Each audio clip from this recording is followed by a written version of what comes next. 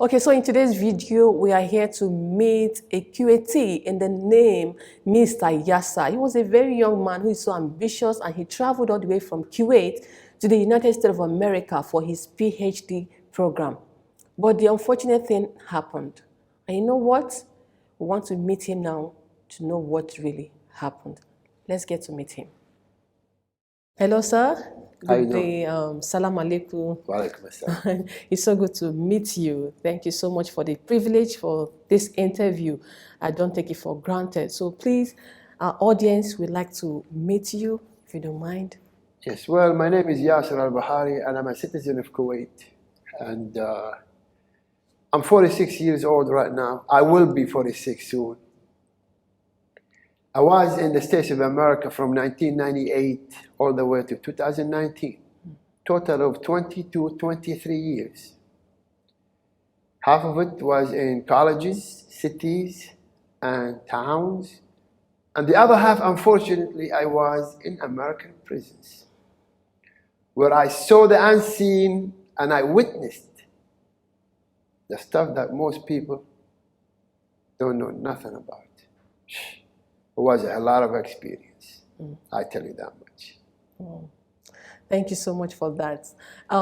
We know that you traveled to America for your PhD program, but along the way, you also started a business. Do you mind telling us why you did that? Because I know you have just your student visa. How were you able to start up a business over there? Okay, well, you know, I went to the States in 1998 as a student, as a graduate student from Kuwait. I had a full scholarship from Kuwait University to go and pursue my MA and my PhD. And I finished my MA from Boston College. Then I went to Florida State University, where I started doing my PhD program. While doing the PhD program, I said, you know what? Why not always look for other alternatives besides school? Why not open up a business in the States of America? After all, this is the land of the free. Yeah. This is the land of opportunity. Yes, sure.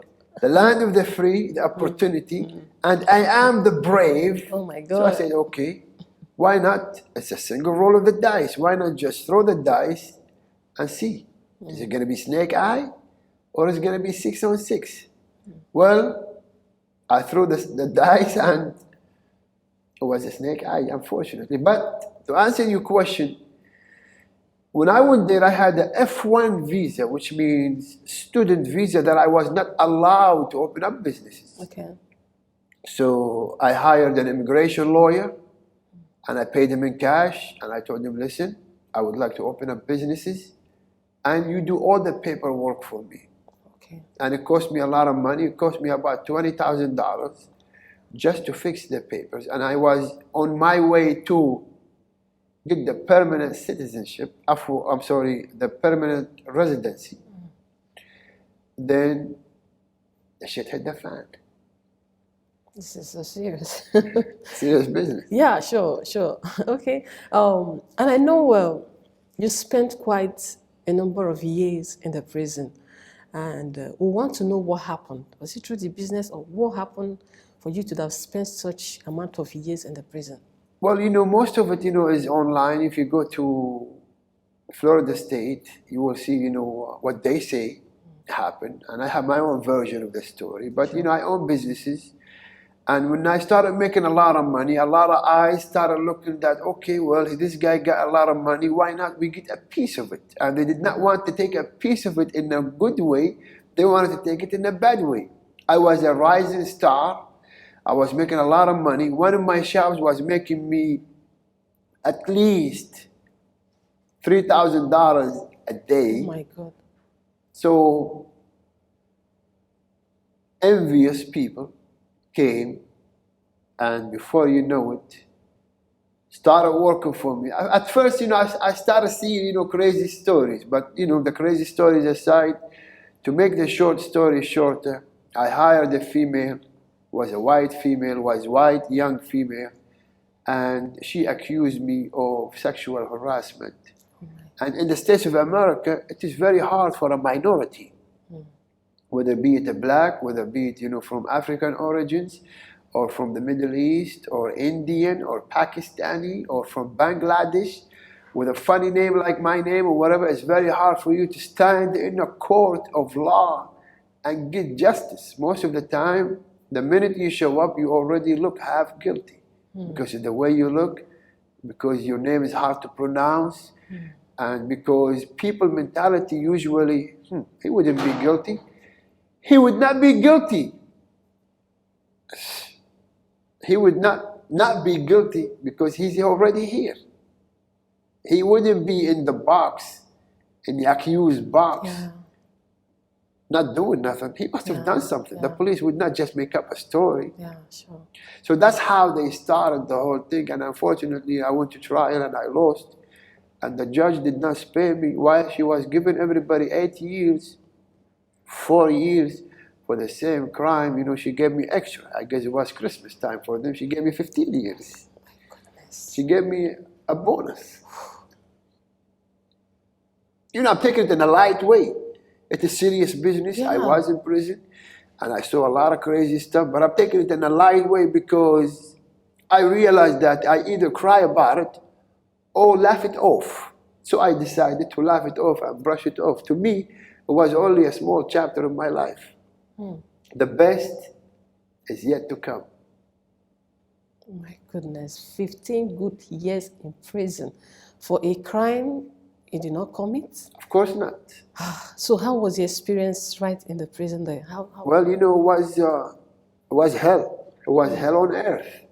Imagine, you have to watch out not only for the guards, the police who are there, not to make sure you are safe. They are there to make sure supposedly society is safe from you. So the guards, because they get so bored, they start playing games on inmates. And some of them, become, that very, very bad child who like to torture cats just because the cat is weak. So we became that cat in the box, that cat in prison, that the guard has all the power to torture and have fun just because he was bored. Just because his superiors did not tell him, hey man, stop, don't do this. As a matter of fact, sometimes their superiors will encourage them to do as a way of punishment. So I have to put up with all that. I have to put up with the guards, the so-called correctional officers. I had to put up with them, but also I had to watch out for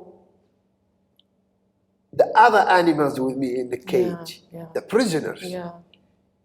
Some of them were innocent. Some of them were in the wrong time, wrong place. Some of them were really good people, just like I think I am a good guy. But also there were also others, the hard criminal, the hardcore killers, rapists. Intimidation was everywhere. Beatings was everywhere. Killing was everywhere. So being a prisoner in the United States of America in their prison was like you are in a roller coaster, up and down, up and down, up and down. You watch for the guards, you watch for the inmates, you watch for this, you watch that. You go to sleep. By the way, you don't even sleep there. You only take cat naps. One eye always open. Because if it's not the guards coming after you, it's your fellow inmates coming after you. If they see, for example, you got a nice brand new shoes you just bought off canteen, they want that. They're willing to break your nose and take it from you. That's why, being in American prisons, you have to put up a little bit weight, you have to work out a little bit, you have to make sure that you are able to fend yourself from the other animals with you in the same cage. Oh, that's a horrible experience. We see them in movies and all that. And I see you now, you are out from the prison and you are not living like someone whose life was, will I say, battered somehow, because that is injustice, if I should say. You were able to bounce back, pick up yourself, your published books, and doing well in your business. So I want to ask, how were you able to, bounce back, pick up yourself? You're not being dragged down by the past. You're not letting it to hold you bound. Okay, well, I think of myself very highly.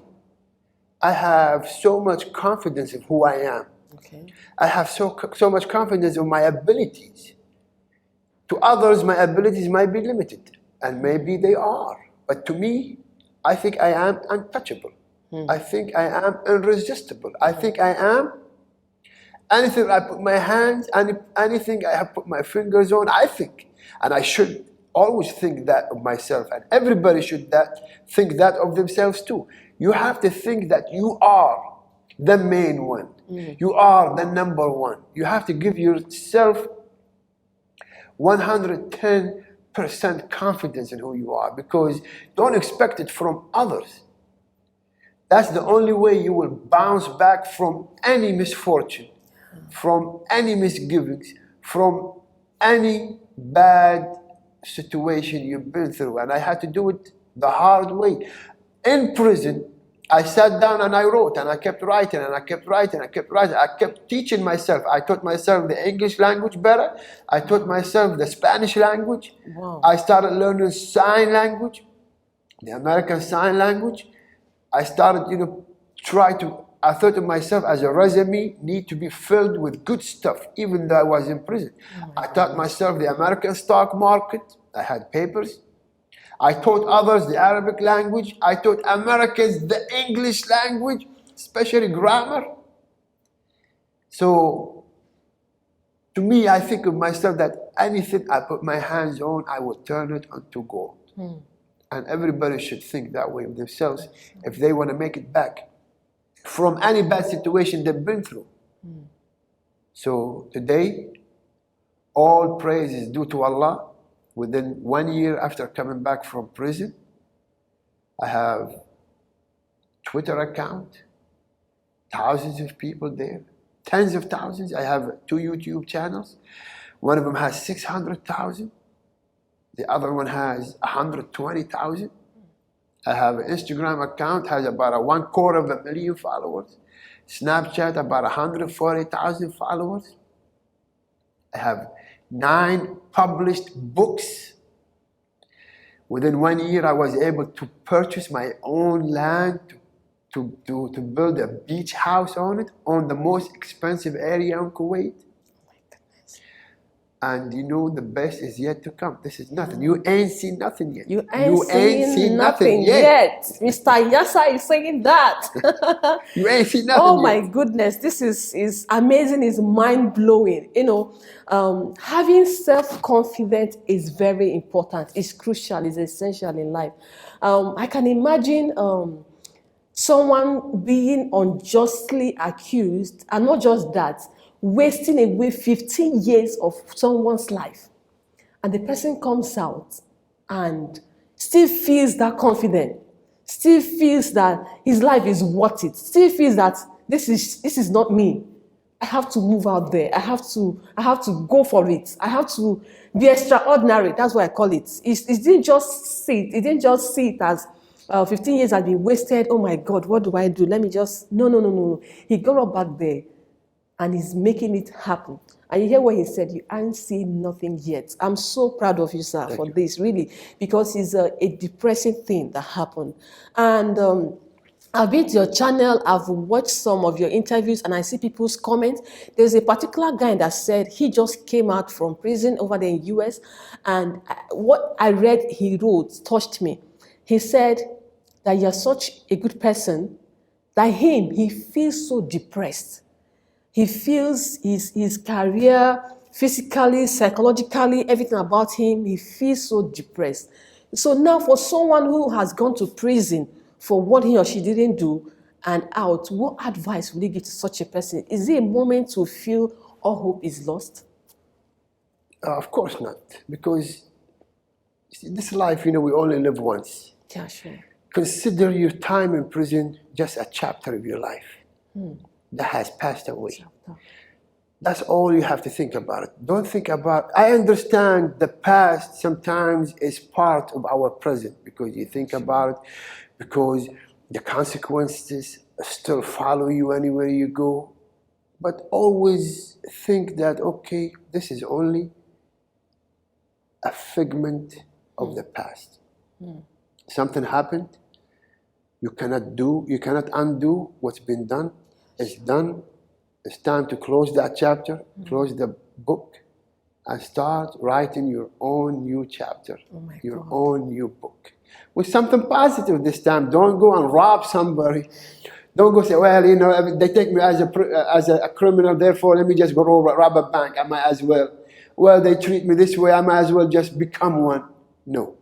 If you have pride in who you are, if you have respect for who you are, if you think you have abilities, if you think you have talent. If you don't have talent, it's not too late. You can still work on one or two.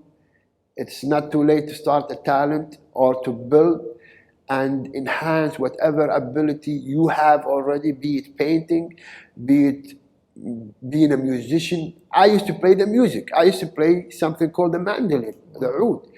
And after 14 years, you know, stopping because I was in prison, that's the first thing I did when I came back.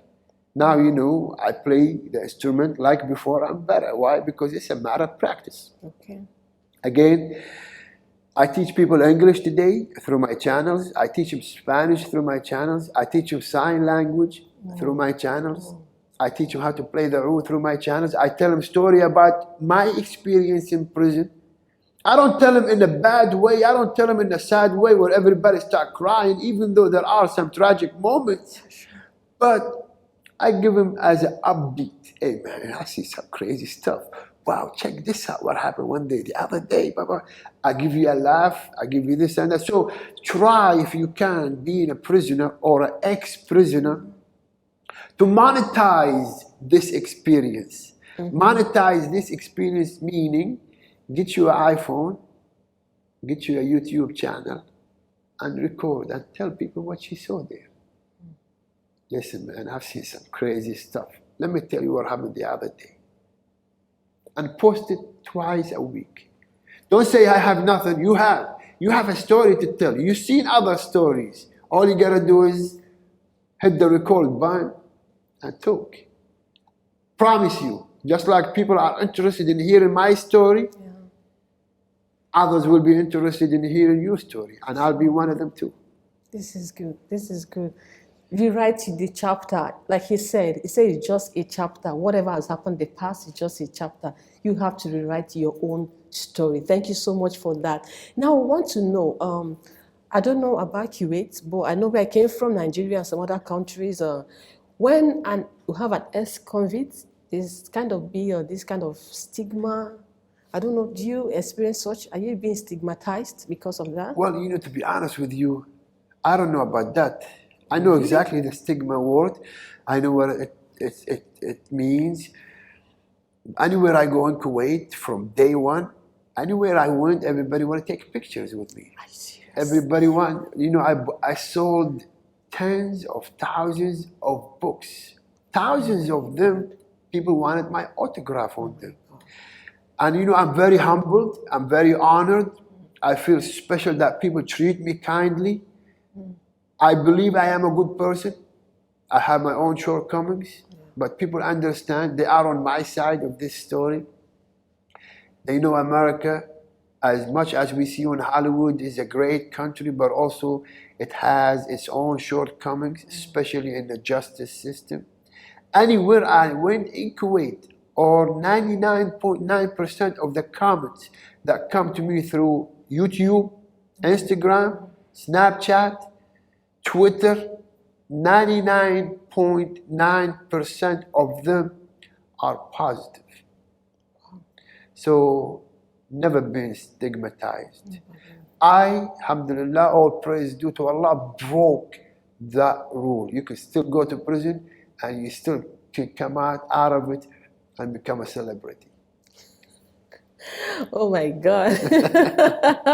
I love that. I love that. You know, I also want to find out from you. Let's bring it home now. You have a wife and children, and how were they able to cope while you were there? Or now you are out doing that? Yes. My husband went to prison for what he didn't do. Yes. My daddy went to prison. How are they able to cope? Well, you know, my two daughters, when I left, imagine, so you have two daughters. You enter this door. One was 2 and the other one was 1. Oh my God. Then you come back again, and one now is 15 and the other is 14. So it's a lot of a change to them. I was not there for them in high school. I was not there for them when they went to middle school, elementary school. I was not there when they had their first immunization shot. I was not there when they first drew their first drawing. I was not there when they saw the world, when they went to the fair, when they played and went to outside restaurant. And they liked the food. I was not there for none of that. But I was there with them mentally. I was there with them, emotionally, because my wife made sure that she would document every moment of their lives and send it to me through the mail. When I was in prison, I had thousands of pictures of my two daughters, my wife, and the rest of my family. My wife made sure that every moment of their life was documented. I got out of prison and I had that many pictures of my two daughters as they grow up. Like today, we sit down and they say, Baba Yaser, well, check this out. You see this picture? This when I was, and I tell her, I saw it. Oh, you saw that one? I say, yes. This picture was with me when I was in jail. And I showed it to my roommates. I showed it to my other inmates. One time, I happened to be talking to two of my daughters, and one of my friends called me on an illegal phone from prison in America. So he said, yes, Yaser, what's up? I said, man, I'm glad you talked. I have my two daughters here. They want to say hello. And he knew all of them, and he started telling them stories. They were surprised. Damn, Dad, how did he know? I said, he knows because he's my friend. And as you grew up, I'm watching you. He was my roommate, and he saw you, and I used to tell him stories. So, I was with them on every step of the road. Not physically, but I was with them, on every other aspect. That means you had a supportive wife, because if you didn't, it would be rare. And I believe there was trust between both of you, because someone who didn't trust you, she wouldn't go that extra mile of sending pictures and then telling them positive things about their dad. I'm so happy about that. And so please, I hope you're learning a lesson from that. See someone being in prison or whatever, is not the time to write those people off, okay? You cannot tell the story, you don't know what... They should be with you in thick and thin. Thick and thin. And my wife was with me through thick and thin. Yes, that's good. She deserves a lot. All right. So we want to hear from you now, from all the experiences you've gathered, being in the prison and all that. Will you advise a student going to the USA to study, to start up a business? And what advice will you give to such a person? Okay, so if you want to open a business, if you want to go to the States of America, go. If you're looking for a higher, it depends where you are. Okay. Will you be better off going to the States of America? Then go. Okay. If you think you're going to be worse off, don't go. Let's say, for example, you want to go for higher education and you went to the States of America, then make sure that's your number one goal. Do not veer off. I veered off. I started opening up businesses. I became vulnerable to other people. I became vulnerable to competition. I became a competition to other people. Imagine, so I have this huge cafe in Florida who happened to be the largest on the whole East Coast. That brought jealousy from other cafes. Imagine other cafes started planting problems in my cafe. One time they brought a whole gang to come inside and smash everything. Oh my God. Another time they came and deliberately broke all the water pipes in the bathrooms. So because of jealousy, this guy taking all the money. This is a huge place. This guy taking all the money and we are having a hard time here. So let's make a way where this shop shut down. To the point they hired, this is true story, my competitions hired females to work for me, apply for a job. When they work for me, while they are working for me, they tell the customers, don't come here. This place stinks. This place no good. This place, the kitchen is something else. Oh, no. If you guys want to, go that place. And they kept doing the same thing. I didn't know. I was in the dark. I was thinking that everything was well. I was not that that lifestyle was not me. I would not go and just plot on others. Okay, let me see how I can shut them down. That's not my life. That's not who I am. I'm with fair competition, and may the best win. I don't do crazy stuff to shut you down. But others were willing to do the extra mile, to do all crazy stuff to shut you down. So instead of they make 500 a day, they will make 3,000 a day. Because you being there, they are not making that much because all the money is coming to you now. I said, well, it's fair competition. This is the United States of America, supposedly the land of opportunity. And here is the opportunity. I'm sorry that I came big.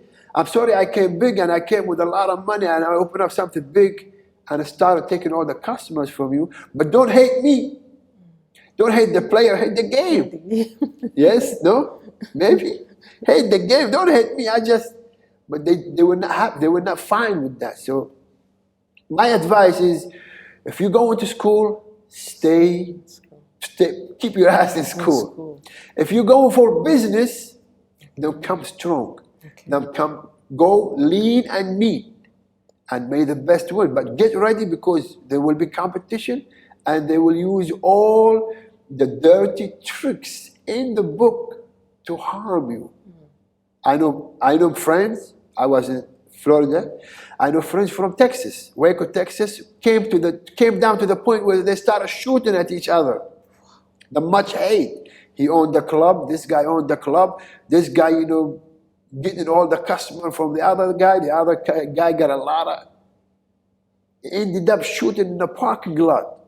He is ready to take your life. Oh my God. So if you're ready for all that, go for it. If you say, okay, I'm just going to go and open up a gas station, a corner store, in the neighborhood, or whatever, go. But also there is risk. Somebody will come drunk. They want to rob you. They think, oh, this African came, or this Arab came, and he want to take our money. He might want to rob you. He might want to get slick on you, and all crazy stuff. The government might plot against you. Come here, boy. You pay taxes or not? So you have to, if you go to work there and get businesses, be careful. Yeah. Don't go if you want to, but be careful. I'm telling you from experience. Be careful. Yeah, it's a dog eat dog world over there in the States. It's not mom over here and pop over here, and this guy got a small shop over here, or this guy got a kiosk over here. No, it's a serious business. It's serious business, guys. So, want to know, I know you published a book on this. Can we know about your book? Do you mind telling us about your book? Well, when I was in prison, one of the good things, I did was to make sure that my time does not go to waste. So I spent 13 years in prison, but I was able to write 26 books. What? Yeah, and academic books. As a matter of fact, they're not just a story I want to write. So I wrote a couple of books about politics. I wrote a couple of books about comparative religion. Not comparing to religions, it's called comparative religion. That's a discipline they teach in religion schools. Okay. I never went to school for religion, but I like the subject. I went to school, I was a PhD in political philosophy. I obtained my master's degree from Boston College, also in political philosophy. I was doing my PhD on an English philosopher by the name of Thomas Hobbes. But comparative religion was my passion. So I did a few books while in prison about that subject. I wrote stories about prison, because that's my specialty at the time. Yeah. They say you need 10,000 hours to become specialized on a subject. Well, I had 10,000 days plus in prison. So I am very specialized in prison and everything else, right? Yeah. And I ended up writing at least 6-7 books about American prisons, both in English and in Arabic. I wrote about American prisons. I wrote about the most notorious gang in the world, who happened to be a lot involved in prison, called the MS-13, Mara Salvatrucha, from Central America. I call them the Traces. I wrote books about comparative religion, politics, the United States policy in the Middle East towards Arabs and Muslims. And you know, I wrote a few scripts for movies. Okay. I wrote a few scripts for the theater. So I have at least 26 books, 9 of which are published already in Arabic. And by the way, making good money. Mr. Yaser. It's so good to know all of this. So amazing. As in, what baffles me so much was your courage. I don't know. That amazing spirit is something worth it. Is something worth having. You know. So far, we thank you for this interview. Yes, ma'am. And I love Kuwait. Okay. One of the things that Kuwait government, Kuwait leaders, you all love yourselves. You made mention of coming back and you became a celebrity. It's not normal with other nations, let me say.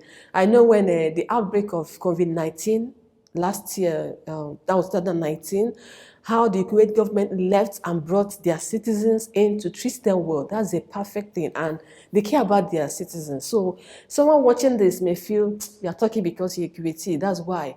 Me that is in this place, this is what we are going through. I want you to give advice to people, let's say both families and even the leaders, how they should treat their ex-convicts. Because I know these are humans, you have feelings, you know. People may be depressed and all that. What advice do you have? I know you received that treatment, so. You don't have to be Kuwaiti to make it back to the top. All due respect to the Kuwaiti government, I did not receive a penny from the government yet. I still owe the government money, by the way, for the scholarship, and they want their money, by the way.